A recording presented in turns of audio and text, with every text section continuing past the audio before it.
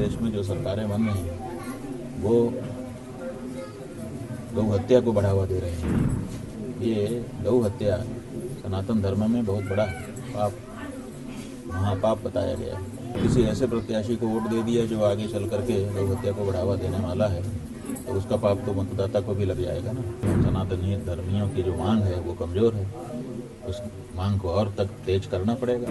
हमारी सरकार हमारा ही वोट ले और हमारी माँ को काट काट करके बोटी बोटी बेचे, ये कैसे हो सकता है? और ये हो रहा है। इसका मतलब है कि हम आंख मूंद करके वोट दे रहे हैं। बिहार में अभी हम इसलिए गए थे कि वहाँ चुनाव होने वाला है, उसकी प्रक्रिया चल रही है और चुनाव में सभी लोग मतदान करते हैं, उनमें सनातन धर्मी भी बड़ी संख्या में मतदाता हैं।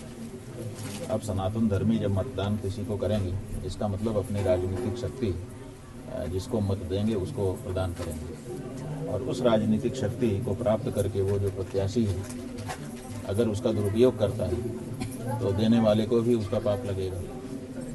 और हो ये रहा है कि हमारे देश में जो सरकारें बन रही हैं वो गौ हत्या को बढ़ावा दे रहे हैं। ये गौ हत्या सनातन धर्म में बहुत बड़ा पाप, महापाप बताया गया है।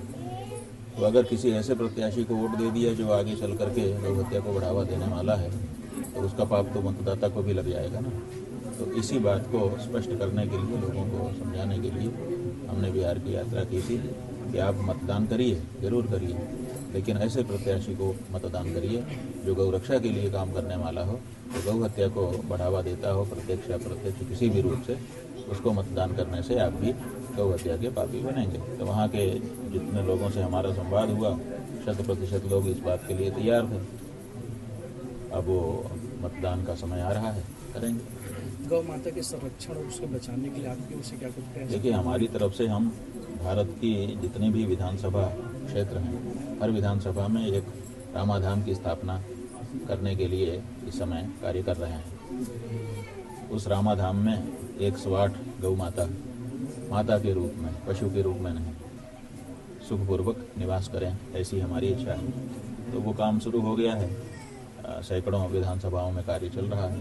धीरे धीरे उसका मूर्त रूप आ जाएगा, आप लोगों के सामने आ जाएगा। जब वो हमारा रामाधाम का आयोजन सफल होगा, पहले 4123 विधानसभा पूरे देश में है, अगर हर जगह पर वो मॉडल बन गया और बन करके चलने लग गया और सफल हो गया तो बहुत सारे लोग फिर उसी मॉडल पर आगे काम करना शुरू करेंगे और इस तरह से गौ माता की सेवा शुश्रूषा फिर से, जैसा कि परंपरा से इस देश में होती रही है, होने लग जाएगी। गौ माता को राष्ट्रमाता से घोषित करने के लिए आपने काफ़ी लंबे वर्षों से प्रयास किया है, लेकिन अभी तक इसमें कुछ ध्यान नहीं आ रहा है सरकार के। ठीक है, ध्यान नहीं आ रहा है, आज नहीं आ रहा है, इसका मतलब हमारे प्रयास में अभी कमी है। इसका मतलब हम सनातनी धर्मियों की जो मांग है वो कमज़ोर है, उस मांग को और तक तेज करना पड़ेगा। आखिर सरकारें हमारे अनुसार के लिए, काम करने के लिए ही तो बनती हैं। हमारी सरकार हमारा ही वोट ले और हमारी माँ को काट काट करके बोटी बोटी बेचे, ये कैसे हो सकता है? और ये हो रहा है। इसका मतलब है कि हम आंख मूंद करके वोट दे रहे हैं। जब हम अपना वोट इस बारे में स्पष्टता के साथ देना शुरू करेंगे कि हम गाय काट के लिए वोट नहीं दे रहे हैं, तो स्वाभाविक है फिर नेताओं को इस बारे में विचार करना पड़ेगा।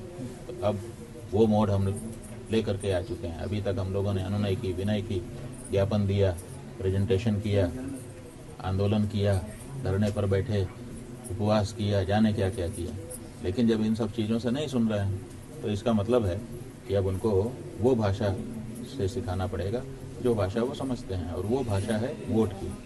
वोट मिले ना मिले, दोनों से नेता को फर्क पड़ता है। मिलता है तो वो घमंडी हो जाता है, मनमाना करने लगता है, और नहीं मिलता है तो उसको सोचना पड़ता है कि मैं क्या करूं कि मुझे मिल जाए।